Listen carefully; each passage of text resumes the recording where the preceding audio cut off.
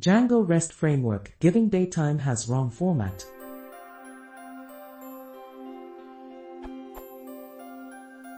I have a model and a serializer using DRF. With the code below, when a form is submitted via AJAX with all the fields blank, I get an error for description. This field cannot be blank, which is exactly what I want. But for the datetime fields, I get datetime has wrong format. Why isn't it giving me this field cannot be blank for the datetime fields also? It's doing the format validation before it evaluates whether it's even got a value or not. According to the docs, required should be true by default, and it's also required on the model. How can I make it simply say this field cannot be blank or something similar? Right now I'm working around it by doing validation in the view that calls the serializer.